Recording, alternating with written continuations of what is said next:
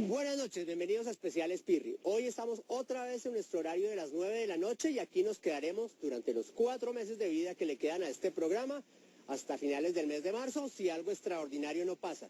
Trataremos de seguirles llevando las investigaciones más concienzudas que podamos hacer, investigaciones que definitivamente a mucha gente no le gustan. Muchas veces se ha tratado de evitar que salgamos al aire o han tratado de callarnos. Han sucedido cosas como el programa y los especiales de La Guajira, que desataron todo un escándalo en este país y que trataron de ser detenidos o evitar que salieran al aire a través de una tutela que finalmente no tuvo curso. Bueno, con el programa de hoy nos ha pasado exactamente lo mismo. Este programa trata sobre el caso de la señora Silvia Guete, ex rectora de la Universidad Autónoma del Caribe, una mujer bastante polémica que llegó a Colombia como bailarina de shows para adultos y terminó convertida en una gran académica, rectora de esta universidad. La señora está involucrada en la investigación sobre el asesinato de su yerno, pues, de su yerno político, podríamos decir, Fernando Cepeda, el esposo de la hija de su marido, y también en un intento o en un presunto soborno a un paramilitar que había atestiguado en su contra, el señor alias Don Antonio, a quien entrevistaremos esta noche. Hace 2-3 días, antes de que se emitiera este programa, la defensa de la señora Silvia Guete intentó detener de nuevo la emisión de nuestro episodio a través de una tutela que será contestada debidamente, pero que por el momento no logró sacarnos del aire, así que el programa va. Pues aquí van a poder ustedes escuchar las versiones de varias personas que la acusan y que la defienden. En agosto del 2003, este hombre fue ultimado a tiros en una de las principales vías de Barranquilla.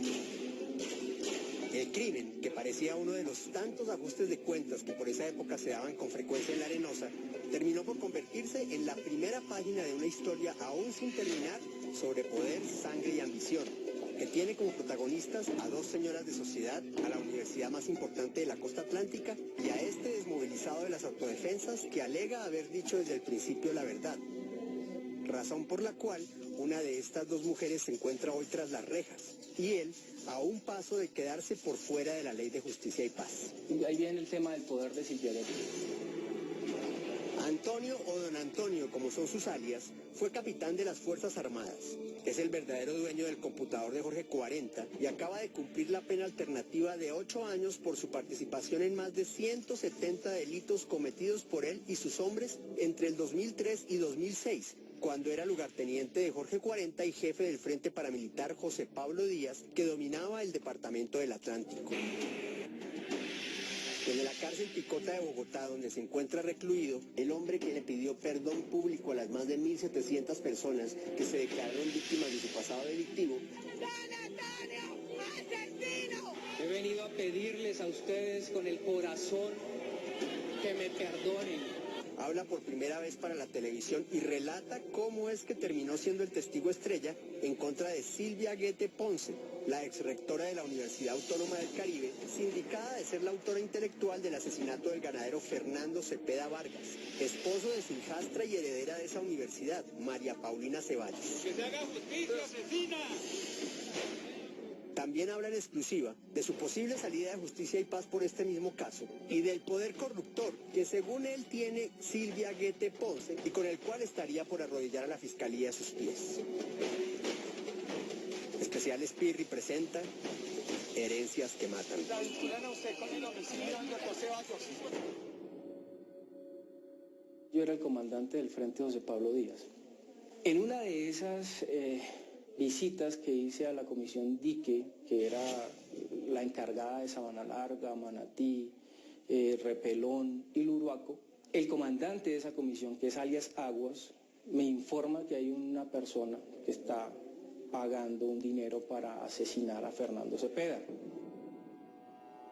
Yo no sabía quién era Fernando Cepeda, obviamente, yo estaba recién llegado. Me dice que está pagando, que una persona que está pagando 150 millones y me dice que es la señora Silvia Guete de una universidad muy importante de ahí de Barranquilla. Yo le digo a Aguas que eso hay que consultarlo con Jorge 40, que eso no se puede hacer así como así. Y efectivamente le consulto a Jorge 40, él nos autoriza con la condición de que la señora Silvia Guete siguiera colaborando con el Frente José Pablo Díaz y con el Bloque Norte. Por estas declaraciones, la exrectora de la Universidad Autónoma del Caribe, Silvia Guete Ponce, tiene un lío judicial que podría dejarle el resto de su vida tras las rejas. Cuando Aguas me dice que están pagando ese dinero, 40 me dice que hay que verificar si realmente es la señora Silvia Guete la que está pagando ese dinero. Entonces envío al abogado Jorge Palacios a que verificara si realmente era Silvia Guete la que estaba pagando ese dinero. Y lo que me dice Jorge Palacios es que él sí se reunió realmente con Silvia Guete. El vaquero del caballo blanco. El 22 de agosto del 2003, como era habitual, Fernando Cepeda conducía de su finca de Sabana Larga hacia Barranquilla. Un recorrido de 46 kilómetros en el que se demoraba poco más de una hora al volante. Sin embargo, ese día Fernando desconocía que cada kilómetro que lo acercaba a su destino lo alejaría para siempre de su esposa, de su hija y de esta carretera que conocía a ojo cerrado. Fernando ese día no condujo hacia Barranquilla, la suya fue una vía hacia la muerte.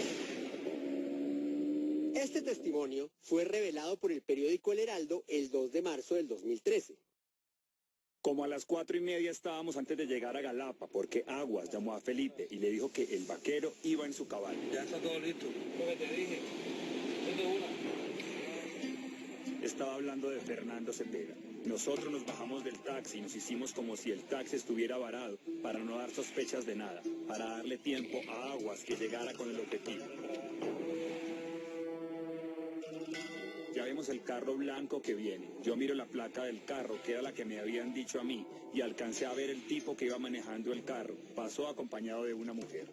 Apenas pasó, prendimos el carro y empezamos a seguirlo antes de llegar a Galapa.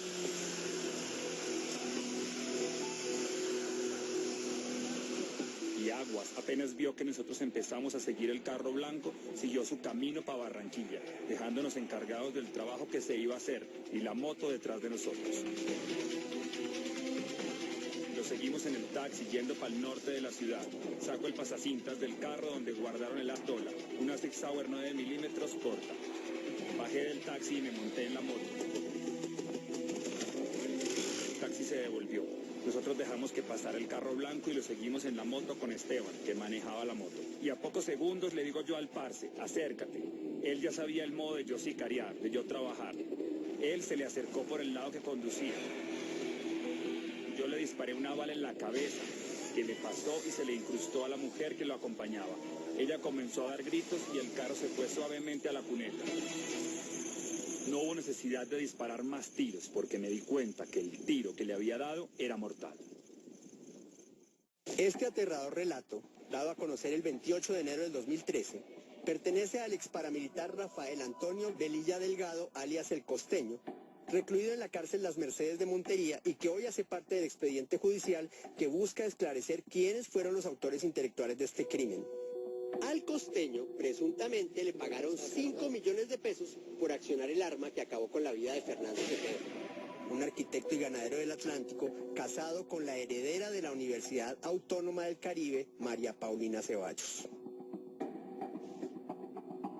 Por estos hechos se abrió investigación penal en contra de Silvia Guete Ponce. ¿Usted envió los 250 millones? Versiones de varios paramilitares hoy sometidos o postulados a la Ley de Justicia y Paz, que garantiza que solo paguen una pena alternativa de 8 años de cárcel, a cambio de su desmovilización y posterior confesión de todos sus crímenes, como don Antonio, alias 28, Costeño y Chiqui, que señalaron en un principio que ella era la autora intelectual de la muerte del esposo de su hijastra.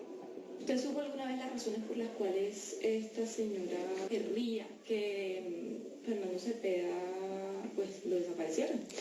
Mire, en ese momento no era tan importante eso. En ese momento lo realmente importante era que iban a entrar unos recursos importantes para el frente.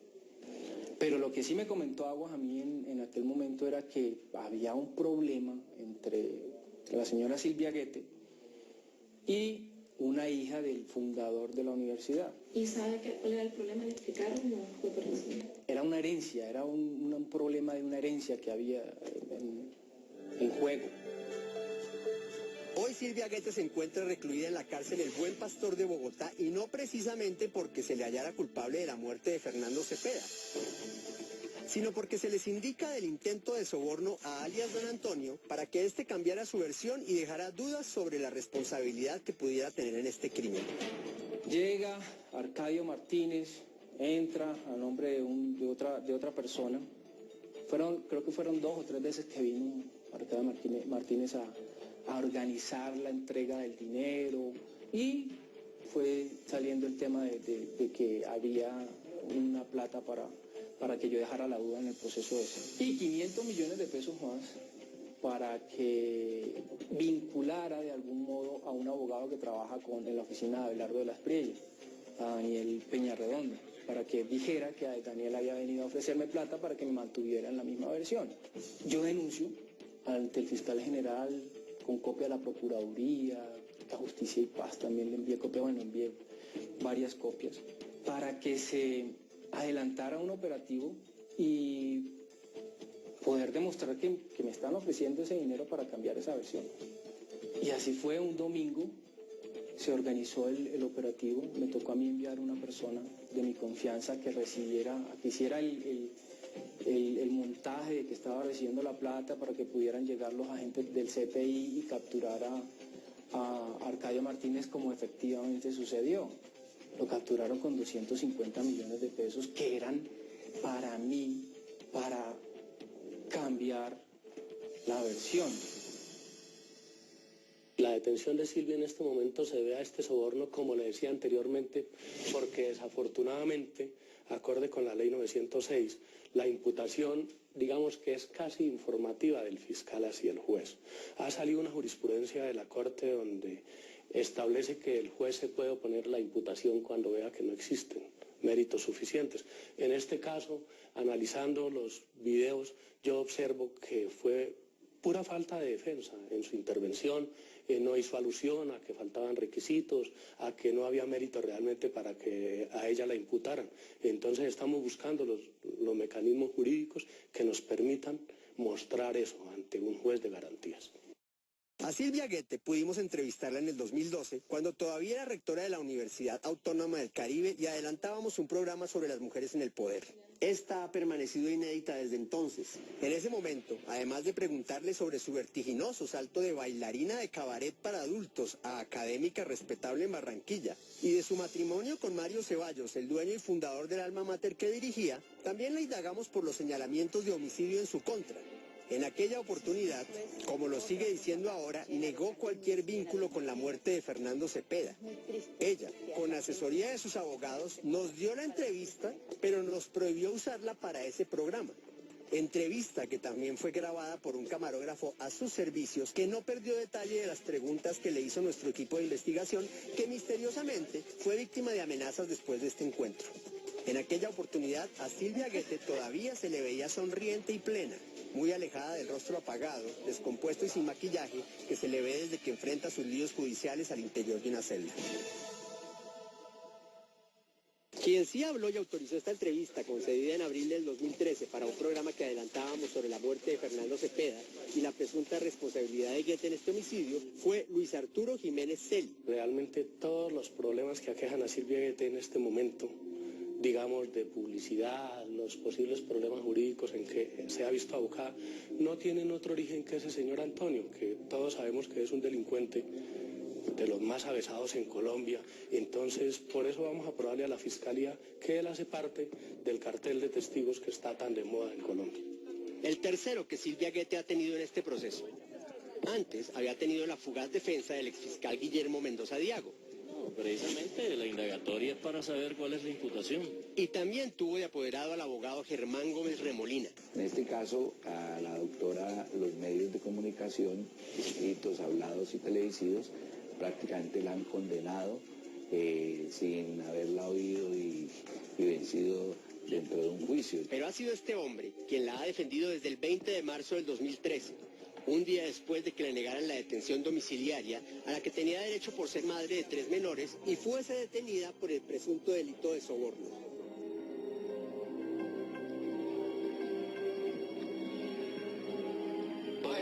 ¿Estarían ustedes capturando? ¿Sí? ¿Por qué la capturan, agente? Oficial, ¿por qué la capturan? Para imputarle cargos a Silvia Guete únicamente utilizaron la misma mención que hizo don Antonio sin que exista ningún cruce de llamadas con Arcadio, sin que exista ningún testimonio diferente. O sea que si observamos todo sigue siendo un círculo vicioso, sigue siendo don Antonio el único testigo contra Silvia en todos los casos. La soledad de la viuda. Estas fotos les traen tantos recuerdos a uno. Por lo menos esta fue la última foto que Fernando se tomó con la niña. Estaba cumpliendo 8 añitos. Fue en el año en que lo asesinaron a él.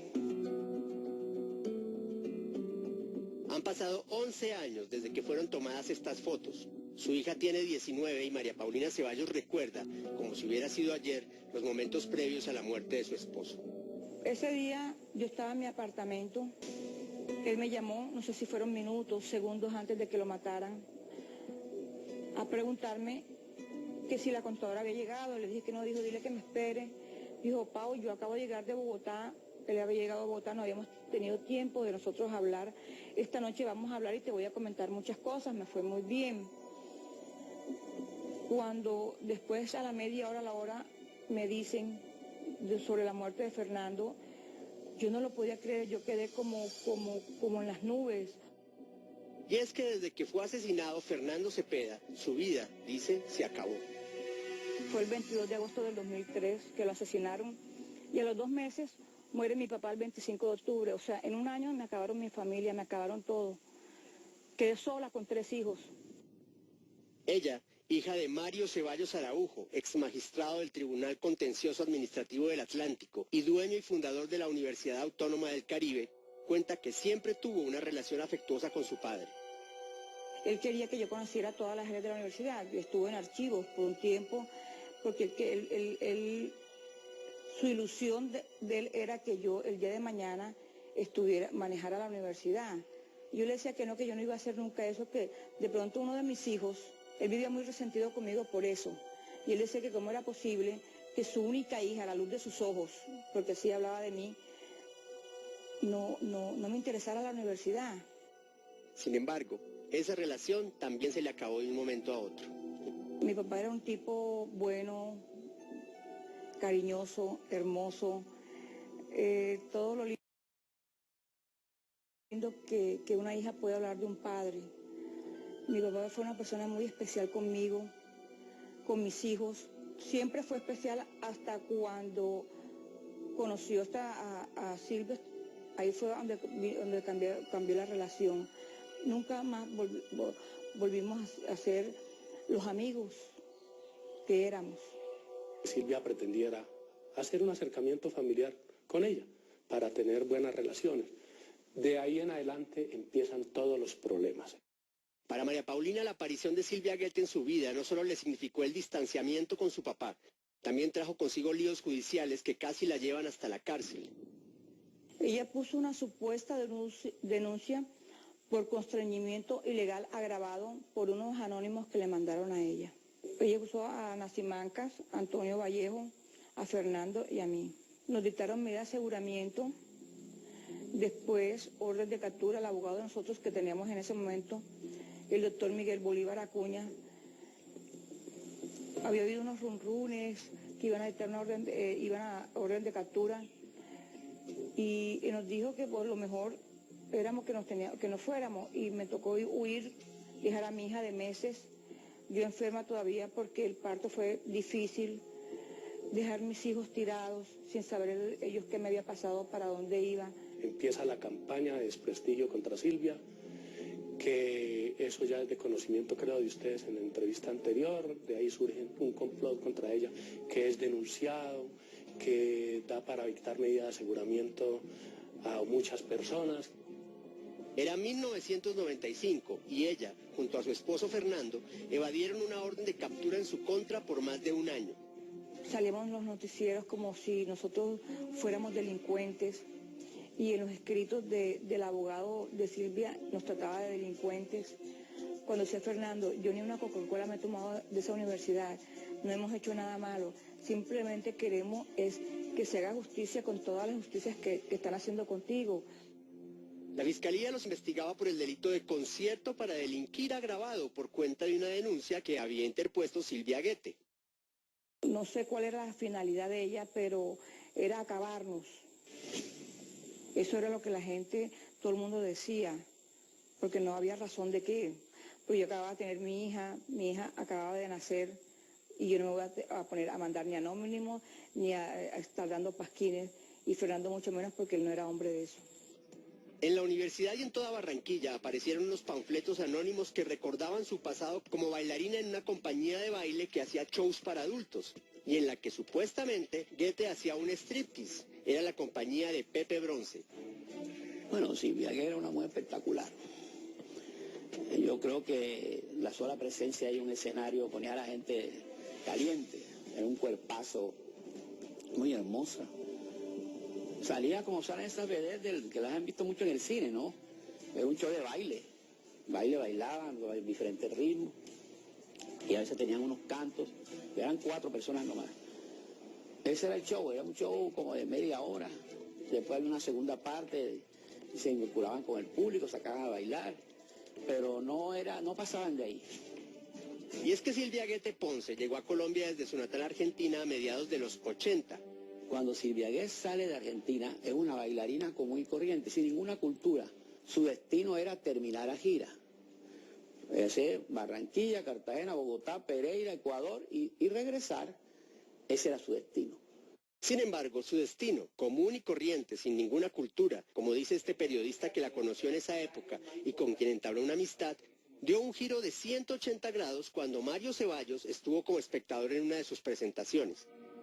Ella comenzó a vincularse a la universidad porque él empezó a tener un programa en Telecaribe y le dijo que por qué no montaba un programa de baile y una academia para que se vinculara en Barranquilla. Y mientras ella ejercía ese trabajo, entonces tenía muchas conversaciones con él, hablaban mucho, entonces según me comentaba ella, aprendí a mí, dice, hombre, que este hombre es un sabio, me encanta cómo aprendo de él, todo lo que conversamos, y ahí se fueron enamorando, ¿no? Silvia Guete dejó a un lado las lentejuelas y los tacones altos y en poco tiempo se convirtió en la esposa del dueño y rector de la Universidad Autónoma del Caribe. Comenzó con la academia de baile, comenzó además de eso a hacer su programa, se llama Risa en Lentejuela, que era muy visto, y entonces más adelante cuando ya empezó a leer y a estudiar, no le gustaba que le hablaran del pasado. Siempre evitaba, no. A mí, por ejemplo, me decía, si vas a hablar de mí, por favor, no hablemos de esa época. Ya eso murió para mí. Yo quiero otra etapa de mi vida. Quiero estudiar, quiero graduarme, quiero especializarme, quiero estar a la altura de Mario, me decía ella. Entonces comenzó a vestirse muy diferente, comenzó a tener otro tipo de vida que se notaba. Muy bien, vamos a un corte de comerciales y volvemos con este caso que ha escandalizado a la ciudad de Barranquilla y a todo Colombia y a la comunidad universitaria. Ya volvemos. Muy bien, ya estamos de regreso con este programa. Pero dejar su pasado atrás no estaba solo en sus manos. Quizás por eso circularon los panfletos anónimos que la calificaban como bailarina de cabaret. Bailarina, es vedette, siempre había como un desprecio de cierta gente. Entonces había, por supuesto, muchos rumores, muchos chismes, muchos comentarios callejeros, mucha radio bemba. Para mí fue sorpresiva cuando empezaron a sacar esa cantidad de panfletos y cosas que ocurrieron dentro de la misma universidad y incidentes, ¿no?, que se fueron acumulando, ¿no? Este fue el primer gran tropiezo entre ella, María Paulina Ceballos y Fernando Cepeda. El proceso fue cambiado de erradicación. Por solicitud del abogado de María Paulina y de Fernando, en esa época el proceso fue llevado a Medellín y en Medellín les precluyen y se determina que efectivamente se trata de un montaje y en esa misma decisión se le compulsa a Silvia Guete para que se le investigue y eso en Barranquilla nunca se hizo. Esa es la verdad. Cuando nosotros nos absolvieron, Fernando demandó a la Nación porque el doctor John Jairo Ramírez, que era el abogado de ella, fue a la fiscalía y declaró y dijo todo lo que ella había hecho a los fiscales que ella había comprado, a los magistrados, a la gente que había ido a declarar en contra de nosotros, o sea, toda la cantidad de dinero que habían dado para hundirnos. Y el doctor John Jairo Ramírez, después que dio las declaraciones en la fiscalía, al poco tiempo lo asesinaron. Me pareció terrible, preocupante, y le dije a Fernando que por qué, que yo estaba muy nerviosa porque esto quién sabe a dónde iba a llegar. Y él era una persona muy tranquila y me dijo, el que no la debe no la teme, Paulina, si nosotros no hemos hecho nada malo. Pasaron los años y la tensa calma que los abrigaba se vio abruptamente interrumpida por una especie de déjà vu que revivió las diferencias entre los herederos de la Universidad Autónoma. Habían asesinado a Fernando. Como el mes y medio, 2 meses, yo llegué allá a la fiscalía y le pregunté a él qué había pasado, cómo iba la investigación con Fernando, y él muy descortés me dijo que ahí no había nada, que eso ya estaba cerrado. Cuando yo salí, me encontré con un abogado y me dijo que qué estaba haciendo, y yo le dije que estaba averiguando a ver qué era lo que había pasado con la muerte de Fernando, cómo iba la investigación. Y él me dijo, mira, María Paulina, te voy a dar un consejo, deja las cosas así porque tú vas a comenzar a investigar y la próxima muerte eres tú y tienes una niña que sacar adelante. Desde ese momento, según María Paulina, la investigación reposó en los anaqueles de la Fiscalía sin que se vieran avances significativos del caso. Ella seguía sin saber quiénes y por qué mataron a su esposo. Este proceso durmió el sueño de los justos durante 10 años. Le solicité a la fiscal de ese entonces, a la doctora Vivian Morales, la asignación especial del proceso, porque era evidente que en Barranquilla no estaban las condiciones adecuadas dadas para que se respetaran los derechos de las víctimas a la verdad, a la justicia y la reparación. En Barranquilla todo el mundo le tenía miedo a Silvia Guete. Silvia Guete era una intocable. Cuando el proceso se va a Bogotá empiezan a practicarse las pruebas. Hoy día tenemos recopilado el 80% del material probatorio. Y cuando hablo del 80% del material probatorio me refiero a los testimonios de los desmovilizados. Cuando yo empiezo a hablar de este tema, creo que fue en septiembre del 2011, en noviembre del 2011 me trasladan de Barranquilla para acá, para Bogotá. Lo hice prácticamente obligado, o sea, mi decisión no es hablar de esa señora porque lo primero que me advirtió Antonio me decía que sabía era muy mala. Y era la verdad, ya yo tenía el ejemplo de que ella mandaba. Entonces no se tocó el tema, pero ya con justicia y paz, sinceramente, aquí no se pudo ocultar nada porque las víctimas empezaron a preguntar. Yo al fiscal le dije que era preocupante hablar de ese tema porque indiscutiblemente la señora Silvia Guete tenía un poder económico inmenso. Y me faltó decirle que además, en ese momento no lo percibí, que además tenía un poder corruptor y un poder en las altas esferas de la justicia también inmenso. Para alias Don Antonio, el poder de Silvia Guete es más que evidente.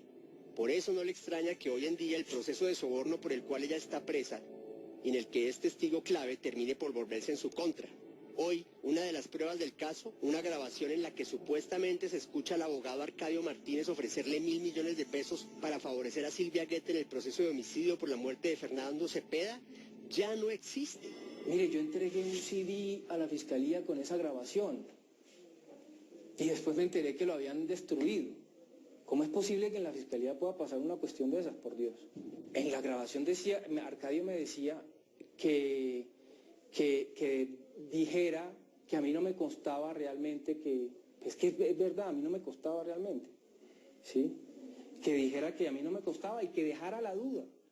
Que creo que en alguna parte de esa conversación dice que él después me entrega unas preguntas y unas respuestas y bueno, eso. Pero este desmovilizado de las autodefensas, nacido en Huila, va más allá y denuncia que él no ha sido el único en recibir esta oferta millonaria.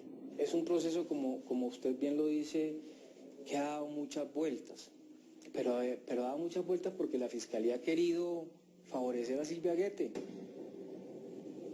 Por eso, yo me he mantenido en una sola versión, pero le crean a Canoso que ha dado 3 diferentes. Le creen a Chiqui que ha dado 2. Le creen a postulados que no tuvieron absolutamente ninguna participación y que han dado las versiones o las entrevistas o las declaraciones porque les han dado dinero.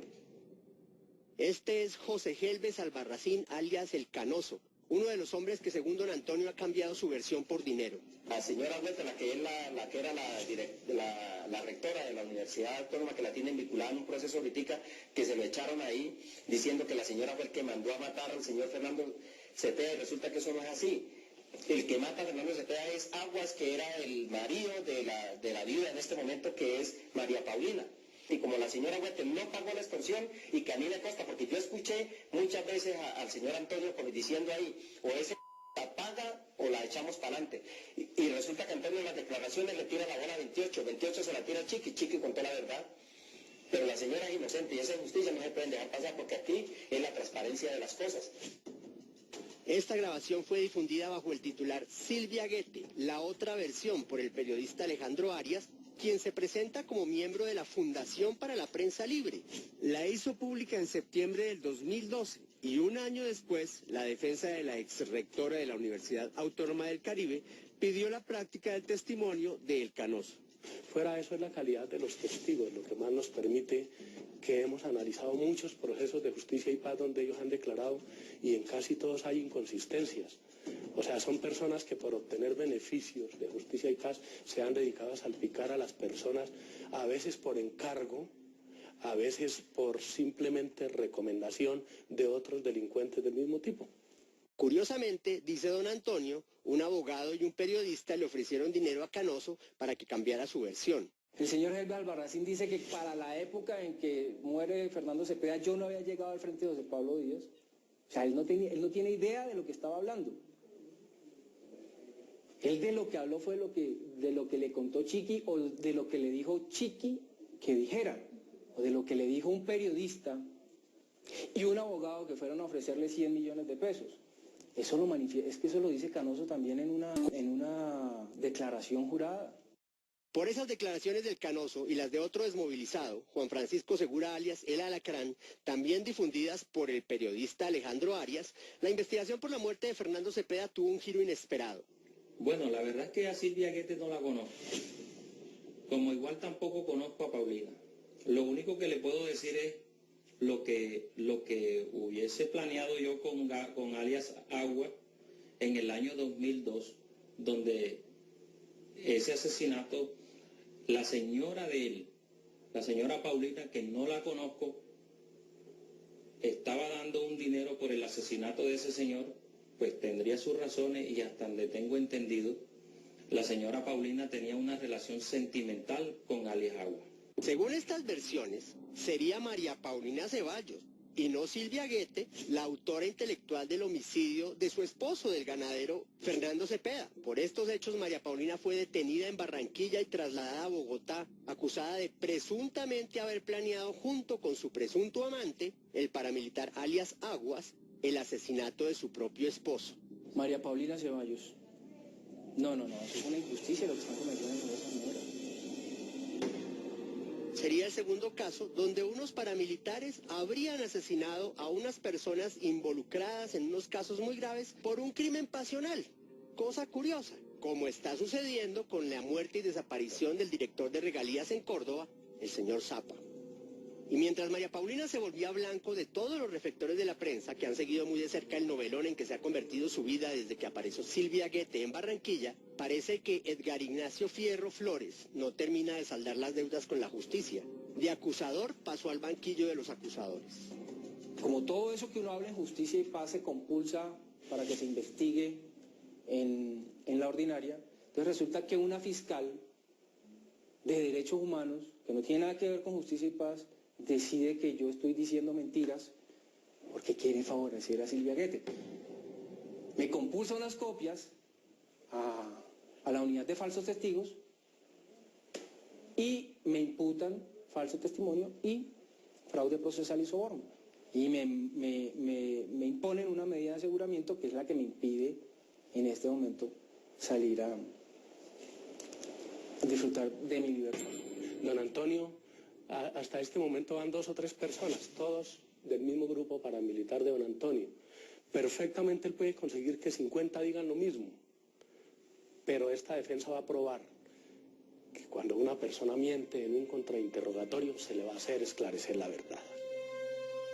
Don Antonio, quien engrosó las filas del bloque norte de las autodefensas en el 2003, cuando fue destituido de su cargo como capitán de las Fuerzas Armadas por hacer un allanamiento para incautar unas armas de las FARC en una casa de Valledupar sin orden judicial, se desmovilizó junto con Jorge 40 y sus hombres el 10 de marzo del 2006. Al día siguiente fue detenido y en su poder tenía un portátil que se conoció en todo el mundo como el computador de Jorge 40. ¿Usted finalmente sí era el dueño del computador de 40? Sí, claro. Claro que sí. No era de 40, era mío. Es que el computador no era de 40, el computador era mío, era del Frente José Pablo Díaz, del comandante del Frente José Pablo Díaz. Ahí se registraba todo, lo del Frente José Pablo Díaz. Este hombre se acogió a Justicia y Paz y en septiembre de este año cumplió los 8 años de pena reglamentaria impuestos a los desmovilizados del paramilitarismo acogidos por esta ley. Sin embargo, el palo en la rueda a su boleta de salida se lo puso, según él, la Fiscalía. Fue una imputación que me hicieron a la fuerza, porque al día siguiente yo iba a solicitar mi libertad por pena cumplida en Justicia y Paz. Este proceso ya lleva mucha anomalía. La Fiscalía de Derechos Humanos nos compulsó copia a mí me compulsó copia por falso testimonio, porque ella dice que yo para la época en agosto del 2003 yo estaba detenido. Para darle sustento a la imputación por el falso testimonio, la Fiscalía dice que yo en versión libre digo que yo mandé a alias 28 a reunirse con Silvia Guete y Juan Carlos Rada a verificar, a lo que te conté de la verificación que había ordenado Jorge 40. Y resulta que yo nunca digo eso. Yo a quien mando realmente es a Jorge Palacios, al abogado. Jorge Palacios es el que me invita a mí de que lo acompañe a reunirme con la señora, porque la señora va a llegar con Juan Carlos Rada, que es su jefe de seguridad, pero él en Juan Carlos no confía mucho, entonces para que yo lo acompañara, porque Palacios no manejaba armas y nosotros sí teníamos la experiencia en armas. La Fiscalía utiliza, digamos que eso yo no sé dónde lo saca, ¿cierto? Yo no sé dónde lo saca, para darle sustento a que yo estoy mintiendo. Porque digo que 28 va a esa reunión y que 28 no ha podido estar en esa reunión porque 28 está preso. Pero resulta que 28 tenía permisos extramuros comprados. La prueba reina para desvirtuar la imputación por falso testimonio en su contra y de alias 28 es este documento firmado por el director de la cárcel distrital El Bosque de Barranquilla, Gabriel Ramos Fontalvo, quien denunció que al momento de tomar posesión de su cargo y hacer un conteo de la población carcelaria, se encontró con que varios reclusos no estaban dentro del centro penitenciario. Uno de ellos era Johnny Acosta Garizabalo, alias 28. Para esa época se veían acá en una cárcel que se llama la distrital del Bosque, se veían los extramuros. Eran unos extramuros que usted lo conseguía acá por dinero. Y es que era tan grande el poder de la estructura paramilitar que comandaba don Antonio en el Atlántico, que aparte de tener influencias en las alcaldías de ese departamento, manejar contratos públicos, asesinar con la complicidad de las autoridades y extorsionar a comerciantes y ganaderos, también, dice, tenían control absoluto de esta cárcel. Pues esa cárcel la manejábamos, era nosotros, por eso era la que se podía hacer. Porque nosotros manejábamos esa cárcel. ¿Usted cuándo ha visto que a alguna persona, o a una sola persona, quisiera yo saber, que esté por homicidio, que le den un permiso extramuros? Obviamente que es para que no vuelva. Por estos hechos, en 2007 y 2008 la Procuraduría sancionó disciplinariamente a Jorge Enrique Sandoval Ortiz, quien dirigía este centro penitenciario en el 2003, y lo inhabilitó para ejercer cargos públicos. La Feria de los Testigos. Después de que yo empiezo a hablar de ese tema, porque me toca hablar de ese tema, no es porque yo haya querido vincular a la señora Silvia Guete, sino que me toca porque ya los postulados, a los que les habían preguntado primero, manifestaron que el que tenía conocimiento del hecho era yo, por ser el comandante, obviamente. Cuando me toca a mí, cuando yo empiezo ya a hablar de este hecho, entonces empiezan a sentir las presiones. Empiezo yo a enterarme de que están haciendo ofrecimientos de dinero a postulados para que cambien las versiones. Al que quisiera recibir la plata. al que hubiera hablado ya del tema y que quisiera recibir la plata. 10 años duró estancado el proceso por el homicidio de Fernando Cepeda en Barranquilla. Fue trasladado a Bogotá y se empezaron a conocer versiones de los paramilitares que señalaron a Silvia Guete como el cerebro detrás de esa muerte. Aparte del testimonio de don Antonio, también habló Arias 28. A la señora Silvia Guete, el propio nombre, lo vine a conocer acá en unas reuniones de esas colectivas que uno hacía, ya con la reconstrucción de la verdad, con los fragmentos de verdad, eso es lo que va diciendo allá. Entonces yo le comenté a Antonio, que era comandante, que yo una vez estuve en una reunión con Jorge Palacio, donde una señora hacía eso que la llamaban la señora de la vieja de la universidad, o la propia, eran las chapas que utilizaban. Él me dijo, esa señora se llama Silvia Guete. En esa reunión colectiva de la que habla este hombre, quien fuera el jefe de finanzas del Frente José Pablo Díaz, participó Rafael Eduardo Julio Peña, alias Chiqui, también desmovilizado de las autodefensas. Ambos comparecieron a una versión conjunta ante el fiscal 12 de Justicia y Paz el 26 de agosto del 2011. En ese entonces, Chiqui manifestó que a Fernando Cepeda lo asesinaron por un problema con una persona de la Universidad Autónoma.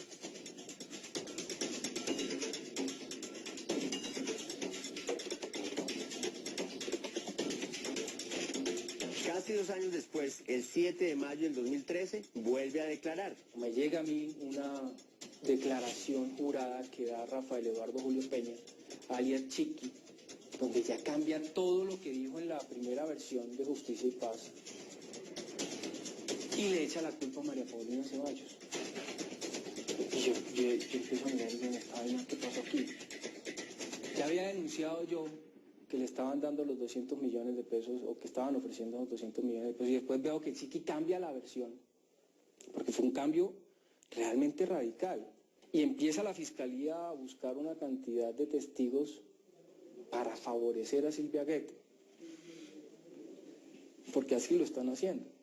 Don Antonio hace estas revelaciones y además asegura tener en su poder material suficiente para demostrar que no miente. Yo tengo una prueba en mi poder que claramente da cuenta de que han seguido entregándole dinero a postulados, todos los que han declarado. En esa misma prueba, Rafael Eduardo Julio Peña, que es el Chiqui, me manifiesta que él nunca ha dicho ante la Fiscalía que haya sido María Paulina Ceballos la que mandó a matar a Fernando Cepeda, pero que tampoco había dicho que era Silvia Guete. Entonces, lo que hizo Rafael Eduardo Julio Peña fue, ese sí lo que hizo fue sembrar la duda en el proceso de quién era realmente el responsable de la muerte de Fernando Cepeda. Este es una parte de la conversación que sostuvo con alias Chiqui y que grabó en septiembre pasado cuando se encontraron en el tercer piso del edificio Lara Bonilla de Barranquilla para una audiencia concertada ante la Sala de Conocimiento de Justicia y Paz. ¿Sabe cuánto le han dado a esa gente? ¿Cuánto está manejando para arreglarle el proceso de 5.000 millones de pesos? Eso lo está manejando 5.000 millones de pesos. La gente dice que yo tengo plata, porque dicen que yo estoy manejando testigos, que yo soy que estoy buscando testigos a favor de esta señora. Yo no estoy buscando el testigo de esta señora porque yo no puedo decir que esta es ni que ella es. Yo estoy diciendo está en libertad, pero no le voy a dar la huella porque tampoco no sé si fue ella ni que fue esta. Estoy diciendo lo que yo supe, lo que yo voy a hacer ya. Que yo voy a porque dejar presente algo, ¿me entiendes? Que están saliendo muchos testigos falsos en el proceso, tal como lo es el señor Cano, porque fue el que me propuso algo y después como se cayó con la fiscalía salió diciendo que yo fui que lo busqué que para que dijera. Están saliendo otros testigos más falsos que escucharon y ahora quieren ganar, ahora quieren cogerlos y pegarlos aquí de ¿cómo es que? Testigos de oído de cárcel, y eso no es así porque ese caso fue afuera. A esta denuncia que hace don Antonio, hoy se suma la del abogado Abelardo de la Espriella, quien, ante la unidad de falsos testigos de la Fiscalía, denunció por falso testimonio a 8 desmovilizados de las autodefensas que hoy vinculan a María Paulina Ceballos como la autora intelectual del homicidio de su esposo, Fernando Cepeda, o dejan dudas sobre la responsabilidad que pudiera tener Silvia Guete en estos hechos. Fernando Cepeda aclaró en una declaración judicial antes de su asesinato que si le ocurría algo, era Silvia Guete con quien tenía una enemistad manifiesta por cuenta de una serie de denuncias que presentó. Entre los denunciados está Rafael Antonio Velilla Delgado, alias El Costeño, el hombre que le disparó el tiro mortal a Fernando Cepeda, y quien después de haber dicho que Silvia Guete fue quien presuntamente determinó ese crimen, cambió también su versión. En esta entrevista que concedió a la revista Semana se refirió a estos hechos. Hay una mujer que no he mencionado, siempre la he tenido ahí, pero hay que decir la verdad, es María Paulina. Sí. Ella era directamente la responsable de este homicidio. ¿Qué motivaciones habría para que esta señora quisiera asesinar a su esposo? Hasta donde yo sé, ella tenía un romance con Aguas, que era el comandante de Sabana Larga. Entre septiembre del 2012 y septiembre del 2014, es decir, en 2 años, hubo cambio de versiones de varios desmovilizados, como la de este hombre y de alias Chiqui. También aparecieron testimonios de otros exparamilitares que, sin haber siquiera pertenecido al Frente José Pablo Díaz, dirigido por don Antonio, manifiestan hoy conocer los hechos y dan por sentado que Silvia Guete no estuvo implicada en el crimen de Fernando Cepeda. Alias El Alacrán, por ejemplo, en estas declaraciones publicadas en el blog del periodista Alejandro Arias, explica por qué decidió hablar ahora sobre este proceso. Estas cosas no le había comentado a la Fiscalía General de la Nación porque estaba en una pronta postulación a la Ley de Justicia y Paz, a la cual no fui acogido por el Comisionado de Paz. Entonces, en razones de que la postulación fue negada, entonces ahora voy a comenzar a negociar directamente con la Fiscalía General de la Nación y entregarle todo lo que yo sé de todos esos hechos que sucedieron y que hoy en día se encuentran en la impunidad. Han pasado 11 años desde la muerte de Fernando Cepeda. Silvia Guete no está en la cárcel por este hecho, sino por un presunto intento de soborno a alias don Antonio, el principal testigo del caso. Otras personas se han vinculado al proceso para acusar a María Paulina Ceballos y desligar a Guete del homicidio. Llama la atención que varios de ellos no pertenecieron al Frente José Pablo Díaz que dirigía a este hombre y ahora resultan cambiando el rumbo de la investigación. Son más los interrogantes que las certezas los que surgen en este momento. ¿Por qué ahora y no antes aparecen al menos 8 testigos a señalar a María Paulina Ceballos como el artífice de la muerte de su marido? Si estas personas dicen la verdad, ¿qué va a pasar con don Antonio, alias 28, y los testigos que sostienen que Silvia Guete es la culpable? ¿Qué va a pasar con las acusaciones de alias 28 y don Antonio en el sentido de que la Fiscalía está favoreciendo a Silvia Guete? ¿Será este otro caso como el de Sigifrido López o el senador Luis Fernando Velasco, quienes fueron acusados de guerrilleros por varias personas que resultaron ser parte de un cartel de falsos testigos? Culpables o inocentes, el destino de estas 2 mujeres hoy está en manos de la justicia colombiana y será esta la que determine si es o no un complot en contra de Silvia Guete Ponce, como ella y su abogado lo sostienen, o si en realidad Silvia Guete, esta controvertida mujer que pasó de bailarina exótica de shows para adultos a académica y rectora de la universidad más importante del Atlántico, es en realidad el cerebro detrás de la muerte de Fernando Cepeda. Lo único cierto es que a estas alturas los presuntos delitos de Silvia Guete no solo pasan por la muerte de Fernando Cepeda. Su panorama es, por no decirlo de otra manera, gris. Además, ya no solo se le investiga por el presunto delito de la muerte de Cepeda, también se les indica por malversación de fondos cuando fue rector de la Universidad Autónoma del Caribe. Y en el otro extremo de la historia, María Paulina Ceballos, ya sin su abogado Abelardo de la Esprilla como defensor, ha pasado en este proceso de estar vinculada no solo como víctima, sino ahora como victimaria. Muy bien, la justicia tendrá que determinar entonces si en realidad la señora Silvia Guete fue determinante del crimen del señor Fernando Cepeda, si la señora Silvia Guete efectivamente trató de chantajear al paramilitar alias don Antonio, o si definitivamente, como dicen las nuevas versiones y los testimonios que cambiaron los testigos, la culpable es la esposa de la víctima. No sé, pues bueno, en fin. Tenemos que decir que nosotros ya habíamos tratado de hacer un programa sobre la señora Silvia Guete, pero que ella, después de darnos las entrevistas, no nos permitió usarlas, que sin embargo ella ha hablado con otros medios, ha hablado con otros programas de opinión, inclusive en este mismo horario, que nosotros le abrimos los micrófonos a la señora Silvia Guete y su abogado, que es el mismo que nos presentó la tutela, habla en este programa. La señora Silvia Guete no ha querido hablar con nosotros de ninguna manera. Y por último, que el abogado de alias 28, uno de los testigos que se mantiene en su versión contra la señora Silvia Guete, nos ha manifestado que está muy preocupado por su vida porque ha recibido ya 2 amenazas. No se sabe en qué irá a terminar este caso, porque al paso que va uno no sabe si unos testigos van a cambiar sus versiones o no. La justicia también tendrá que investigar a ver aquí si estamos, si es que seguimos siendo pues la fábrica de testigos por todas partes y testigos manipulables. Eso le da muy poca credibilidad a la justicia. Y también hay que agregar que la señora Silvia Guete, además de estos dos delitos de los que que está siendo investigada, no se puede decir que sea culpable o no, también se le están abriendo investigaciones por malversación de fondos y otros movimientos raros durante su gestión como rectora de la Universidad Autónoma del Caribe, pero esos serán otros casos que ya tendrá que la justicia resolver más adelante.